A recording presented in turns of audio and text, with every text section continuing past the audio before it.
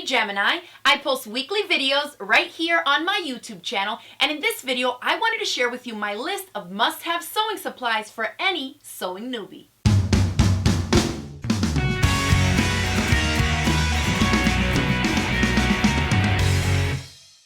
I recently posted a video review on a sewing machine that I'm calling the best sewing machine for beginners. So if you're a complete newbie or you're kind of on the market testing out the different machines, you'll definitely want to watch that video. And if you click on the graphic right here, that will send you right to that video review. If you have a sewing machine but maybe you're not too familiar with it, check out that video as well, because I go over a lot of the basic supplies and things that sewing machines come with and teach you a little bit about how to use them. Now in this video, I wanted to take it a step further and share with you my must-have sewing supplies for any beginning sewer, okay? Now, there's going to be a lot of different things for you to consider here. If you've gone to a local fabric or craft store, you've probably been overwhelmed with the amount of supplies, gadgets, and tools and things that there are out there for sewing.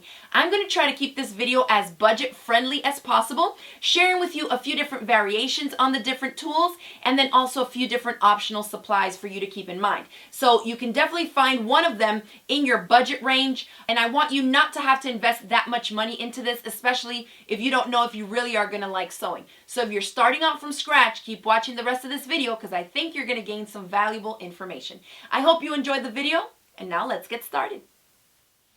Now the first thing you're going to need to get started with sewing is a sewing machine, okay? Sewing machines come in all different shapes, sizes, capabilities, and of course price ranges. So this machine here runs you about $150. This machine here runs you closer to $1,000. Now you can buy a sewing machine that costs you $10,000 and even higher. So it really depends on, one, your budget, and two, the types of projects that you'll be working on, okay? This machine is a really great beginner basic machine, and I actually have a video review of this machine for you. You can click right here on the screen and I will link you to the video that I do on this machine showing you all its capabilities. I call it the best sewing machine for beginners, and it's a great place to get started. You have your straight stitches, but you also have zigzag stitches, and then on top of that you also have some decorative stitches. So this is a machine that a beginner can start with and also grow with as your skill level and the complexity of the projects that you tackle increases as well. So a great beginner project, or a beginner machine I should say. Now this machine here is a workhorse. It's not computerized, it's mechanical just like this one, but it only does straight stitch. So all these different stitches that you see on this machine here, this machine does not have that. It only offers you a straight stitch. So you may be wondering, why in the world is this one a lot more expensive than this one? Well, this is a mechanical semi-industrial machine. This guy probably stitches at around 800 and something stitches per minute. This one stitches at 1500 stitches per minute. I'm super fast. I need to go fast. When I just am working on projects that I only need a straight stitch, I'm working on this guy. So for my quilting, my patchwork pieces, this one also has an automatic thread cutter, which saves me a ton of time. It has an automatic needle threader. It has a needle up-down position. It has a lot of features that this guy doesn't, even though it doesn't offer you a ton of stitches. So make sure that you're doing your research on the machine that you're getting and that you're getting the best bang for your buck, okay? But again, all you're going to need is a sewing machine, something that has a straight stitch. If it does have zigzag stitch, that's a bonus. If you want to make clothes, you know you're going to need like a buttonhole foot, a zipper foot, and things like that, that you'll be able to use those capabilities to properly complete those garment sewing projects, all right? So just do your research and kind of figure out in your head the types of projects that you want to make, and that will help guide you in the direction of what sewing machine you should get. Now, some other sewing machine options are going to be the computerized machine. For a beginner, I would definitely recommend you go with a mechanical, but if you have the money in your budget and you know that you're definitely going to take off with sewing or quilting and you want to get a computerized machine, you'll see that they offer a ton of different fancier accessories, bells and whistles, different options and stuff. This particular machine here has hundreds upon hundreds of different decorative stitches, automatic tensioning, automatic thread cutter. This is like a lot of extra stuff. It even has an automatic presser foot lifter. Just keep in mind, you know, the price range, the types of projects that you want to work on, and how far you think you're going to take this sewing or quilting thing, and that will help guide you in picking out a machine. So let's start off with the needles that you're going to need. You need sewing machine needles in your machine so you can stitch with it. Now please do not get them confused with hand sewing needles that look like these guys. Make sure that it's for the sewing machine, and I recommend you get an assorted pack, especially if you're starting off. One of these packs like this will keep you good for a long time. And the reason for this is because they're universal. You can pretty much use them for all the projects that you have in mind. And then on top of that, they come in 3 different sizes. Instead of getting one pack that's limited to a specific size, I recommend you get one like this. You can see there's 4 different needles here that are 70-10. That's going to be for your lightweight fabrics. The 80-12 ones, and those are your regular, pretty much standard needles to use for most projects. And then you have a couple that are the 90-14, and that's for thicker things like quilting, or if you're sewing through bulkier layers like fleece and stuff like that. So one pack like this, I think, will get you started pretty good. Now they also come in smaller assorted packs like this guy. You can see it only has 5, but again, it also covers 3 different sizes up here. But I think 70s, 80s, and 90 needles are pretty much good for you to start, especially if you're a beginner. Now do not get these sewing machine needles confused with hand sewing needles that look like this. They kind of have the shaft of it, a point on the end, and they have a little needle eye for you to put the thread through. These needles that go in our sewing machine are not like that. They're a little bit different. The needle eye is at the bottom of it, okay? And that is where the thread goes through, okay? So make sure that you're getting sewing machine needles and not hand sewing needles when you're getting your pack to get started with.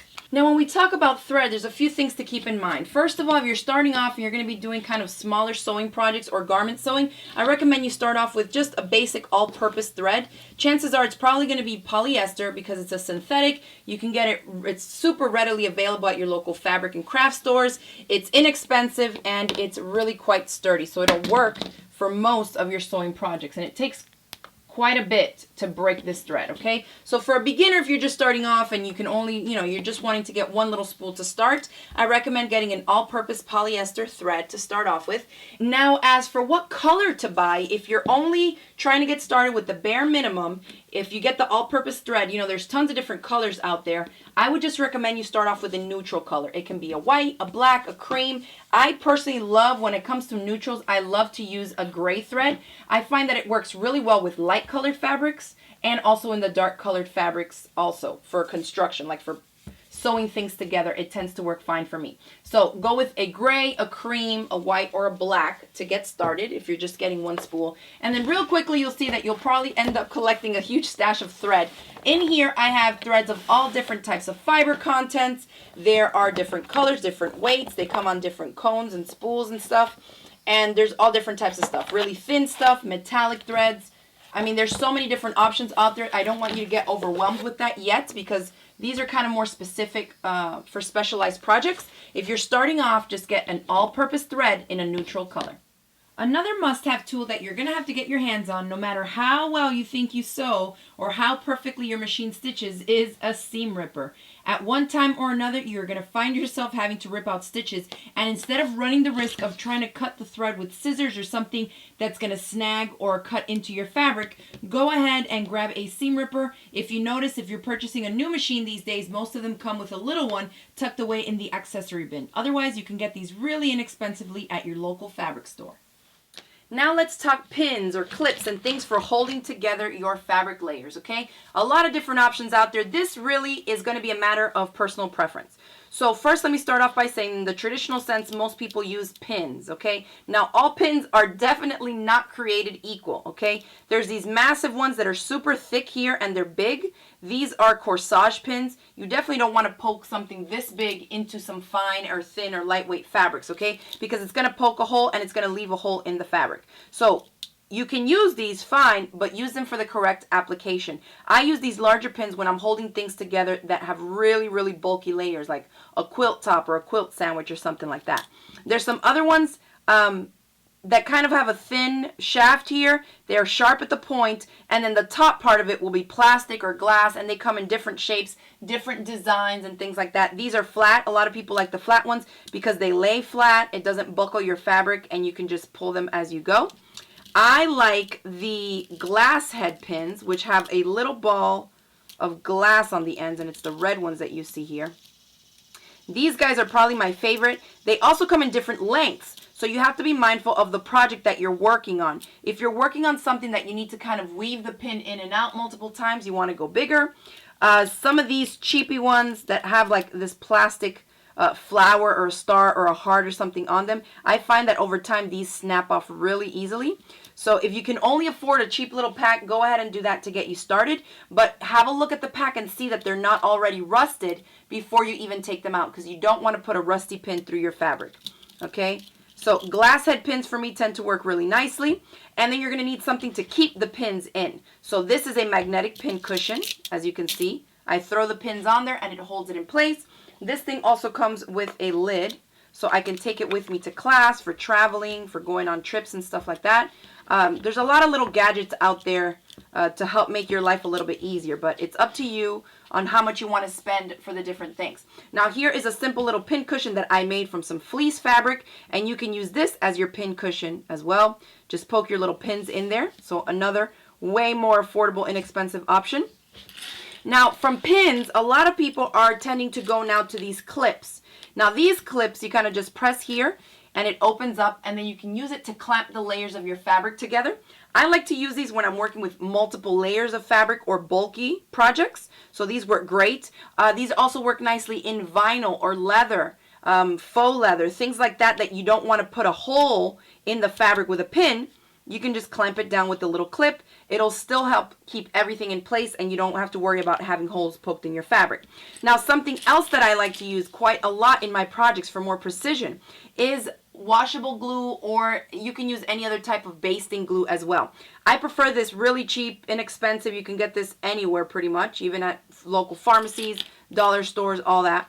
And I put a thin tip on it. These are fine line glue tips, and I'll always include the link in the description box below on where I buy these. I get these from my friend Alyssa from her online shop, and they come in some different flows. I always recommend the super flow, just because if you have arthritis or it's kind of tough on your hands to squeeze out the thicker glue out of a really thin nozzle here, the super flow still gives you a fine enough line and a fine enough tip for the glue to come out, but it also makes it easier on your hands to push through there. Okay, so that's another option. You can hold fabric layers together with a basting glue, pins, or clips. So whatever you want to get, you can buy them all. You can start off with one or the other. Just remember, if you're on a budget, you definitely don't need to go out and buy all these different things. As you progress in your skill level and the projects that you tackle, you'll be able to, try a few other things until you find the product that works the best for you. All right, so now for marking your fabric, this also is going to come down to personal preference over time as you try out some of the different marking tools. There are a ton on the market. So traditionally we have here Tailors Chalk, and if you're going to use this, I definitely recommend just the white. This stuff comes in black, red, blue, and yellow, and I have found that all the other darker colors, they leave a stain on your fabric. So if you mark your fabric, okay, you can kind of see the white mark. That's just enough what you need for your projects most of the time, just enough to tell you where you need to sew or where you need to pin and stuff like that. And then it's wax, so when I hit it with an iron, it disappears, okay? I have found that the darker colors of the wax that they sell out there, when I hit it with the iron, the color of it, whatever is the coloring agent that they have in it, it stays. So do not try to use those on a light fabric, because you may end up with a stain, and you definitely are not going to want that. So that's your Tailors Chalk. Especially if I'm working with dark fabrics, I like to use this because the white irons right off and it shows up nice and bright on darker fabrics. Now, another one that disappears with the iron.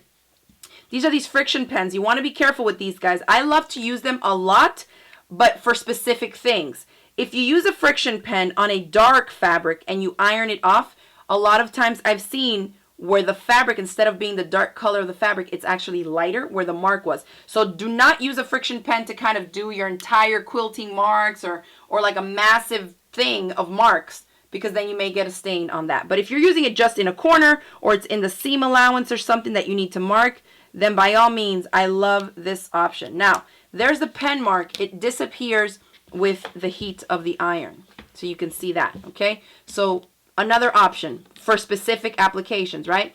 Here we have this little Choco liner. This has a little wheel on the end, and you can see that as the wheel turns there, it puts out some chalk. So you can see the chalk line, all right? And this, it doesn't iron off or anything, it just dusts off. So sometimes I'll use this, but it depends again in what application, because I don't want to mark something and then have to move it a lot or sew something else to it. In all that tossing and turning, you're going to dust off the chalk. So by the time you go back to find it, you're not going to be able to see it. So again, it depends on the project and how long you want the mark to last. This is a really popular one, and this is a water-soluble marking, or marker, I should say. This does not come off with an iron, okay? Instead, it comes off with water. Here I have a little paper towel with some water just to show you. And this is probably one of the most popular marking pens, because a lot of times people will work on projects that are going to be washed afterwards anyways. So the fact that it doesn't iron off, you can toss and turn the fabric as much as you need to, and it's not going to make the marks disappear, makes people feel a little bit comfortable knowing that it's still going to be there up until they go and wash it. Let me just dry this off so you can see that there's nothing left there. Okay, so after it's washed and dried, the mark is gone. All right, so this is another option. Now the last one I have here is actually a pencil, and it's a water-soluble marking pencil. It depends on what you want to do, like a marker, chalk, something that has ink, or something like this water-soluble. I find that when it's a pencil, you see how I'm pulling on the fabric and I have to rub harder just to get the pencil itself to show up? I'm not a huge fan of that, because I'm like, it takes too much effort and it's moving my fabric. So not a big fan of that. But again, if you're making a really fine line somewhere on some darker fabric, this may come in handy as well.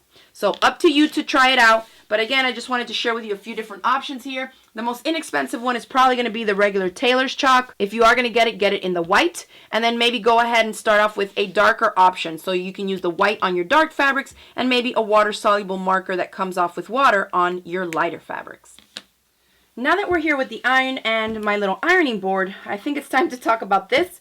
If you don't like to iron, you're going to have a rough time sewing, because one of the things that makes your projects look clean and crisp and professional looking is the ability to press them, to press those seams flat in your patchwork pieces, in your garments and things like that. So if you've watched my tutorials for years, you probably have seen me use a ton of different irons, and I actually have a ton of different irons, and that's because I use specific irons for different things. So this is my latest love.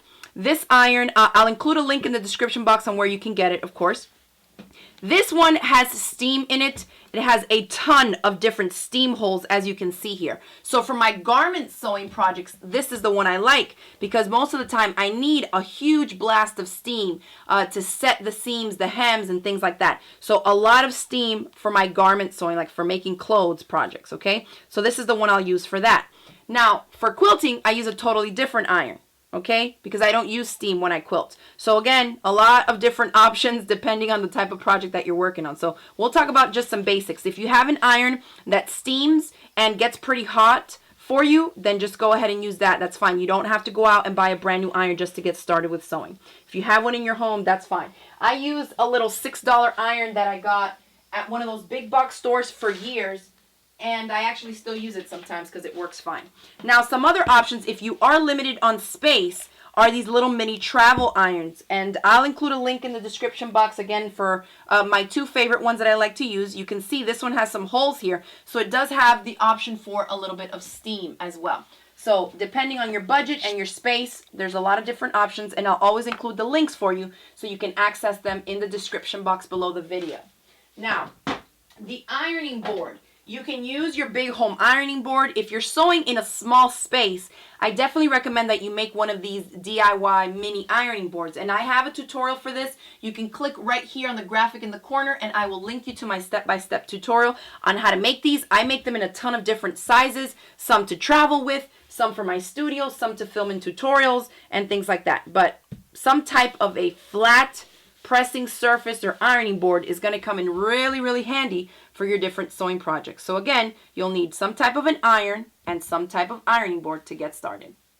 All right, so now let's talk cutting. How you're going to be cutting your fabrics, your pattern, and the different parts of the projects that you'll be working on. So traditionally, we've been known to use scissors or shears, right? Dressmaker shears, your parents and grandparents probably used scissors to cut out all their stuff for their sewing projects, okay? Nowadays, we use rotary cutters. I still use scissors sometimes, but for precision cutting in both my garment sewing, like making clothes and quilt projects, I tend to use Rotary Cutters. So a Rotary Cutter is this tool right here that you basically put in your hand. It has a handle and it has a blade. Most of them nowadays have safeties on them. You can see that when I press this in and down, the blade is out now, so now it's ready to cut. You see how that blade is exposed? And if I push it in and up, it has a safety on it, so I can't get cut from there, all right? These are super duper sharp. If you're teaching a child or a beginner to sew, I don't recommend you start off with a Rotary Cutter, okay? If you're a complete beginner and you know that maybe you're a little bit clumsy or you're not gonna be as careful as you need to be with something this sharp, stick to the scissors, okay? If you are gonna start off with a Rotary Cutter, my favorite ones to start beginners off on are these guys here. You see the black part? It's the safety on it. When I press the handle and squeeze it, you can see that the blade comes out. Okay, these are my favorite ones to use with beginners because I feel like your hand is far away enough from that blade. You can cut, and right when you let it go, the blade is not exposed. It's always closed up because if you have this pressed, then the blade is out, but once you let this go, it pushes it back out. Now for these, they do have a safety, but you're in control of it. So what I find a lot in my retreats and in my classes is that people will press down and open it. They cut their fabric and then they set it down like this. This is a huge safety hazard. I know a lot of you out there probably sew barefoot. If you swipe this across the table and it hits your foot, you're going to have a nasty cut. I've seen people cut their fingers with these. Very, very dangerous and sharp. So if you know you're going to be someone who leaves it out like this and you don't just automatically like cut, like this comes to me second nature. You'll see me in my tutorials. I'll cut my fabric and before I dare put it down, I put the safety back up. If you want something that's a little bit easier and less for you to think of, then go with the ergonomic ones like this. And again, I will include links again in the description box where you can find all this stuff. So this is probably the safest one. Once you let it go, it closes. Now notice I have a little guy here and they come in different sizes. The 45mm ones, which are all these three here, is what I recommend for beginners to start off for a huge variety of sewing projects and quilting projects. Okay, this 45mm is a great size. For garment sewing, if you're going to be making a lot of clothes, especially kids' clothes too, or things that have a lot of curves, I love, love, love this little one. This is a 28mm blade. And you can see how little it is. Again, this one doesn't come in this, but you can just press it out and put the safety back up to cover up the blade. But the reason I like the small one is because the blade is small, it takes curves really tightly and easily. Some curves that you may try to cut out in your patterns and for making clothes, like the arm's eye part or like a neckband or something, sometimes this blade is too wide for you to really get a tight curve in the cut. So the little guy comes in really handy for that. Okay, so just keep that in mind. You don't have to go out and buy every single one in all the sizes, but I'm just letting you know. So if you have an idea of the types of projects you want to work on, keep that in mind, okay? Mostly for garments, you can use this. If you're working with thicker, bulkier fabrics, this guy is good. If you're going to be making, say, like cuddle fleece quilts and blankets and things that are a lot of fleece and super thick layers, then consider going one size up to the 60mm one. It's like a bigger blade. I don't have one because I never find a need for it, but I know a lot of people that really like it. It's just like a bigger, massive blade, and it helps you cut through more multiple layers and thick stuff, all right? So those are your rotary cutters. Now notice, whenever I show you to cut, I'm cutting on this mat. This is a cutting mat, a self-healing mat, a rotary cutting mat. You'll see it under a ton of different names. It's basically a mat that has to be used if you're going to use a rotary cutter. If you're using these blades to cut on anything, you can see if you use this on your dining room table, you're going to ruin the finish on your table. If you try to cut into like a plastic table, you're going to ruin the plastic table and you're going to ruin the blade, okay? Because these guys are made to work with fabric in between and then the mat underneath it. Now, these mats can be pretty pricey depending on where you're getting it and what brand and stuff. I suggest that you shop around, even look on Craigslist or something, because sometimes people get into sewing and then they don't really do it, so they sell all their supplies. But they also come in a ton of different sizes. If you don't have the space for a big one, this one measures 24 by 36, which is the one that I like to use when I'm working on a work table like this size. If you don't have that much space, you can look at all the other sizes that they have. This is a cute little one that actually folds up. So you can put it away. It stores kind of slim and small. And this one measures 12 by 17. So it's not going to be ideal for cutting out yardage and to make yourself a long maxi skirt, obviously, because you're not going to have enough space to cover the fabric that you need. But for smaller projects, even kid projects and things, you could get away with something this small, all right? The size that I recommend for beginners to start off with, if you have a table and a space that you can fit it, is this one. I've had this mat probably like 9 or 10 years, maybe 8 or 9 years or something. And this one measures 18 inches by 24. You can see it's even broken right here, but that's all right. So 18 inches by 24. This is a great size for a ton of different things, okay? You can make yourself a top out of this. I mean, you'll have to do some shifting and maneuvering of pattern pieces, but at least you have a decent enough chunk to work with. And again, you'll see that they're different color mats. They're different companies that make them, but it's all the same thing. You just need the rotary mat or the self-healing mat if you're going to be using a rotary cutter. Now, if you're going to be using just scissors to cut out all your projects, you don't need these mats. So you don't have to invest the money in it. If you're on a tighter budget and you can't afford, like the mat plus the rotary cutter, just get a good pair of scissors and you'll be good to go. You can use this on any table because you're not actually cutting into the table, right?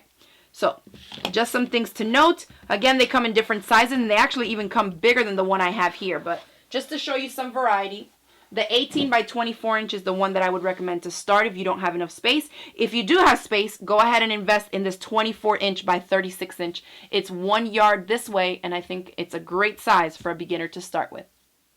Now, while we're on the subject of cutting, you can have a pair of scissors to help you cut your threads when you're trimming the threads after you stitch a seam and things like that. But if you can, I would definitely recommend that you invest in a little, some thread snips like these.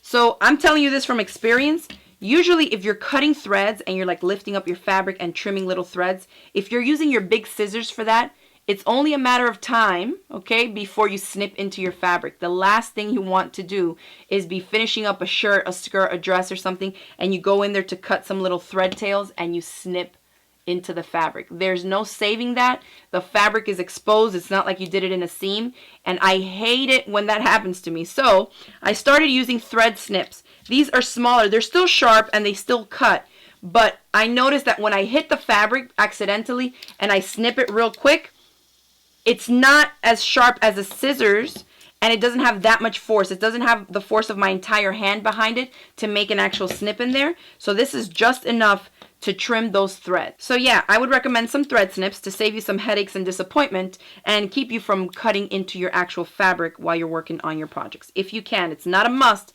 but it will definitely come in handy, okay? Now let's move on to some measuring tools. If you're planning to start sewing and working on making clothes and things like that, then there's a few things that you definitely want to get your hands on. One is a seam gauge. This is a little tool. A lot of the newer machines, computerized machines and stuff, will come with one sometimes, or you can get them in a little kit or individually at your local fabric or craft store.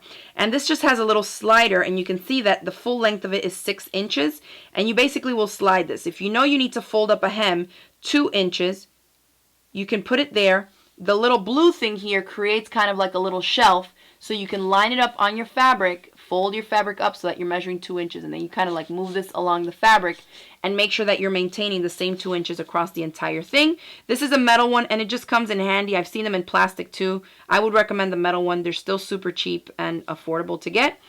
Is this, I have another video on how to make some manila folder hem guides also that you can make from your own stuff, and if you're interested in making that, I find those a little bit easier to use than the hem guide here. I will include a link right here on this top left corner of the screen for you, and I will show you how to do that in that tutorial. That is a really cheap and inexpensive, fun way to make your own hem guides custom to whatever size you need them. Now, aside from that, you're going to need a measuring tape for making clothes and for a lot of other projects also. These measuring tapes typically come in 2 different lengths. This smaller one here is 60 inches in length, and this super big one is double that. So this is 120 inches in length. If you're making clothes, chances are you're not going to need one this big, okay? You might, but you probably won't. I use the big one for quilts. for measuring out queen and king size quilts, okay? So if you want, you can just get the shorter one, the 60-inch one, and this one comes in handy. It's small, you can take it with you, and it's gonna be super inexpensive. A great little thing to have on hand, and if I were you, I'd buy a couple of them because somehow they always manage to disappear. So a 60-inch tape measure. If you're working on larger, huge projects, curtains, really long things, then go ahead and invest in the 120-inch one, okay? Aside from that, let's get into rulers.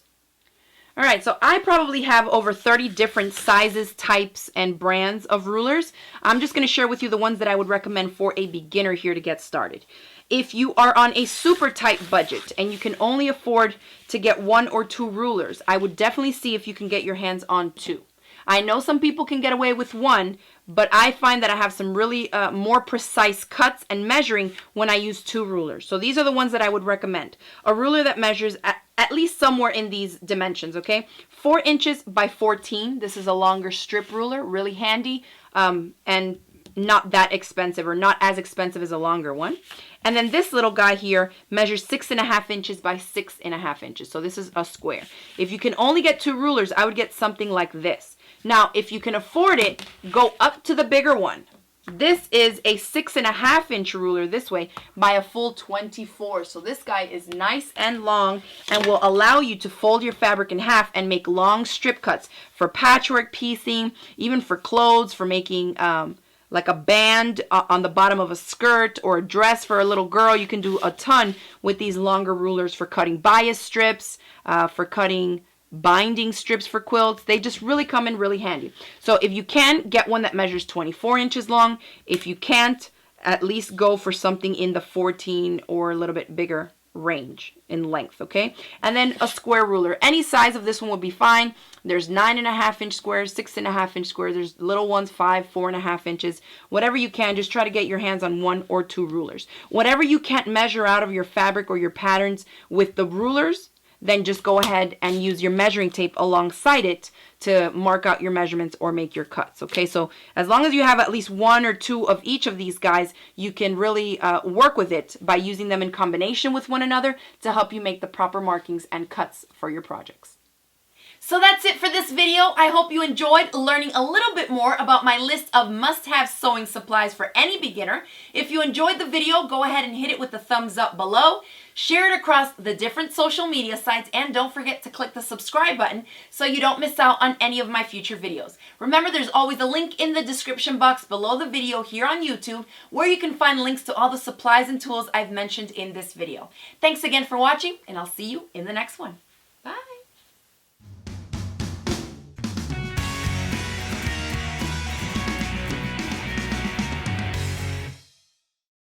When you get started with your first sewing project. Front and back. Front. Back. If you enjoyed this video tutorial, it's not a tutorial. If you want to check out that machine, or maybe you're beginning, I recently did also share with you some different optional, if you enjoyed the video tutorial, it's not a tutorial. Sheesh. Let's try that again.